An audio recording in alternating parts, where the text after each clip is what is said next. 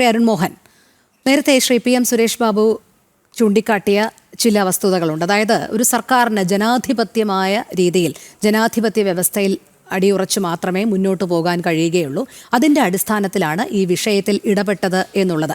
ഞാൻ അദ്ദേഹത്തോട് ചോദിച്ച സൂംബ വിഷയവും ജനറൽ ന്യൂട്രൽ യൂണിഫോമിൻ്റെ കാര്യവും അതോടൊപ്പം തന്നെ സ്കൂൾ സമയമാറ്റ ക്രമീകരണവും ഒക്കെ സംബന്ധിച്ച വിഷയത്തിലും അദ്ദേഹം ആ കാര്യം തന്നെയാണ് പറഞ്ഞത്. ജനാധിപത്യ സർക്കാരാണ്, അതനുസരിച്ച് മാത്രമേ പോകാൻ കഴിയുകയുള്ളൂ എന്നുള്ളതാണ്. അത്തരമൊരു ജനാധിപത്യ സർക്കാരിൻ്റെ തീരുമാനമാണോ ഈ വിഷയം? അത് സുരേഷ് ബാബു ഒരു കാര്യം ഒന്ന് വ്യക്തമാക്കേണ്ടതായിട്ടുണ്ട്. അദ്ദേഹം തന്നെ പറഞ്ഞതിൽ രണ്ട് കാര്യങ്ങൾ അദ്ദേഹം പറഞ്ഞു. അദ്ദേഹത്തിന് അറിവില്ല ഈ വിഷയത്തില്, അതായത് സ്കൂൾ സമയമാറ്റവുമായി ബന്ധപ്പെട്ട് സർക്കാർ എന്തെങ്കിലും തീരുമാനിച്ചിട്ടുണ്ടോ എന്നുള്ളത് അദ്ദേഹത്തിന് അറിവില്ല. അദ്ദേഹത്തിന് അറിവില്ലാത്ത കാര്യം പറഞ്ഞു തരാം. സ്കൂൾ സമയമാറ്റവുമായി ബന്ധപ്പെട്ട് ആരുടെയും നിർബന്ധങ്ങൾക്ക് വഴങ്ങില്ല, സർക്കാരിന് നട്ടലുണ്ട് എന്നൊക്കെ പറഞ്ഞൊരു സ്റ്റേറ്റ്മെന്റ് അല്ലെങ്കിൽ അങ്ങനെ പറയരുതായിരുന്നു. പൊതു സംവിധാനത്തിൽ നമുക്കറിയാമല്ലോ, ഈ സമസ്ത പോലെയുള്ള സംഘടനകളുടെ ഒക്കെ എതിർപ്പിനെ അവഗണിച്ചുകൊണ്ട് ഈ സർക്കാർ മുമ്പോട്ട് പോയില്ല. പല വിഷയങ്ങളിലും പിന്നോട്ട് പോയിട്ടുള്ളത് നമ്മൾ കണ്ടിട്ടുള്ളതാണ്.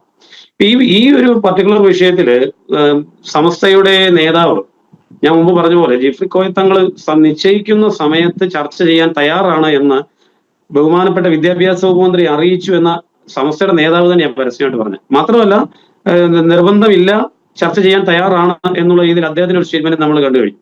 അപ്പൊ ആദ്യം ഒരു നിലപാടെടുക്കുക, പിന്നീട് ഈ സംഘടിത മതവിഭാഗങ്ങൾ കണ്ണുരുട്ടുന്ന സമയത്ത് നേരെ മറിച്ചൊരു നിലപാടെടുക്കുക. നേരെ മറിച്ച് മൂന്നാല് എന്താ പറയാ, ഞാൻ ചില വാക്കുകൾ ചർച്ചയോട് പറയുന്നതിൽ ബുദ്ധിമുട്ടുണ്ട്, കാര്യം അത്രയേറെ ബുദ്ധിമുട്ടുണ്ട് അതേക്കുറിച്ച് ആലോചിക്കുന്ന സമയത്ത്. അങ്ങനെയുള്ള ചില കുട്ടി നേതാക്കന്മാരുടെ ഒരു പരാതി കൊടുത്തു കഴിഞ്ഞാൽ അന്നേരം തന്നെ അദ്ദേഹത്തിന്റെ ഔദ്യോഗിക പേജിലൂടെ അദ്ദേഹം പുറത്തുവിടുന്നു, ഇത് ഇവിടുത്തെ ഒരു കാരണവശാലും അനുവദിക്കത്തില്ല, വടക്കേ ഇന്ത്യ UP ആക്കാൻ ശ്രമിക്കുന്നു എന്നുള്ള രീതിയിലുള്ള സ്റ്റേറ്റ്മെന്റുകൾ തൊട്ട് പുറകെ വരുന്നു. അത് ഈ സൈബർ വിങ് മുഴുവൻ ഏറ്റുപിടിക്കുന്നത് മാത്രമാണോ? ഒരു മതവിശ്വാസത്തെ, ആചാരത്തെ, രാഷ്ട്രത്തിന്റെ സംസ്കാരത്തെ പരിപൂർണമായി അവഹേളിക്കുന്ന രീതിയിൽ സോഷ്യൽ മീഡിയയിൽ കടന്നലുകൾ ഇളകുകയാണ്. സുരേഷ് ബാബു മുമ്പ് സൂചിപ്പിച്ചല്ലോ, ഈ അമിത്ഷാ വന്നപ്പോ എന്തോ പറഞ്ഞു, അതുകൊണ്ട് ഇപ്പൊ ഈ അവസാനമായിട്ടുണ്ടാകുന്ന പലതും ഇങ്ങനെ ചില കാര്യങ്ങളെ കൂട്ടിച്ചേർക്കാൻ വേണ്ടി നടത്തുന്ന നീക്കങ്ങളാണോ എന്നുള്ള രീതിയിൽ അദ്ദേഹം സംസാരിച്ചു. താങ്കൾ മനസ്സിലാക്കേണ്ട കാര്യം, 100 വർഷമായിട്ട് ഇവിടെ പ്രവർത്തിക്കുന്ന സംഘടനയാണ് RSS. ഭാരതീയ വിദ്യാനികേതൻ എന്ന് പറയുന്ന വിദ്യാഭ്യാസ പ്രസ്ഥാനം കേരളത്തിലെ 360 വിദ്യാലയങ്ങൾ നടത്തുന്നുണ്ട്, സൈനിക് സ്കൂൾ ഉൾപ്പെടെ. താങ്കളുടെ സ്വന്തം ജില്ലയിൽ, താങ്കൾക്ക് അതിനകത്ത് അഭിപ്രായ വ്യത്യാസം എനിക്ക് തോന്നുന്നില്ല, താങ്കളുടെ ജില്ലയിൽ താങ്കൾ അന്വേഷിച്ച് നോക്കുക. ആലപ്പുഴ ജില്ലയിൽ നിന്നാണ് അദ്ദേഹം വരുന്നത്. മാവേലിക്കരയിൽ ഈ പറയപ്പെടുന്ന വിദ്യാലയം, ഈ വലിയ വിവാദം ഉണ്ടാക്കാൻ ശ്രമിക്കുന്ന ഈ വിദ്യാലയം, 2800ഓളം വിദ്യാർത്ഥികൾ പഠിക്കുന്ന ഈ വിദ്യാലയത്തിൽ അവരുടെ മാതാപിതാക്കൾക്ക് ഇല്ലാത്ത എന്ത് പരാതിയാണെന്നേ, ആരുടെ പേരിലാണെന്നേ ഈ പരാതി അല്ലെങ്കിൽ കേസെടുത്തിരിക്കുന്നത്. 100 വർഷമായിട്ട് സംഘം പ്രവർത്തിക്കുന്നു. 50 വർഷക്കാലമായി വിദ്യാനികേതൻ, ഈ 48 വർഷമായി, അതായത് 2027 ആകുമ്പോൾ 50 വർഷമാകുന്നു. ഇത് ഇന്നും ഇന്നലെ തുടങ്ങിയതല്ല.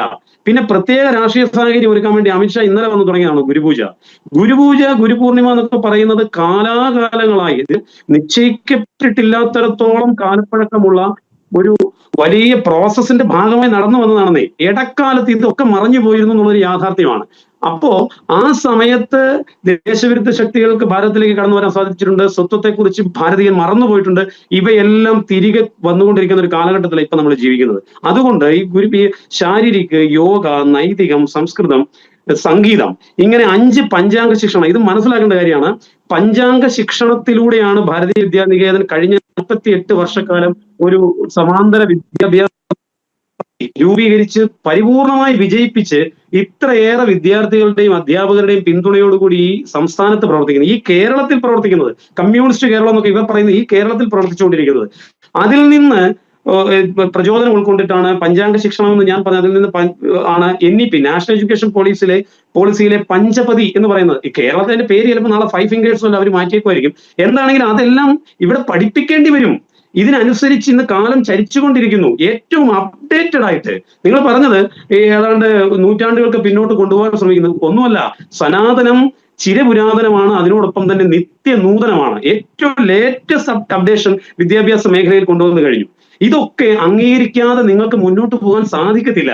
പിന്നെ വെറുതെ ആരെങ്കിലും ഒക്കെ ഇറക്കി മുമ്പ് പറഞ്ഞ പ്രത്യയശാസ്ത്രപരമായ വിഷയത്തിൽ ഞാൻ 1-2 കാര്യങ്ങൾ കൂടി ഒന്ന് സൂചിപ്പിച്ച് പോകേണ്ടതായിട്ടുണ്ട്.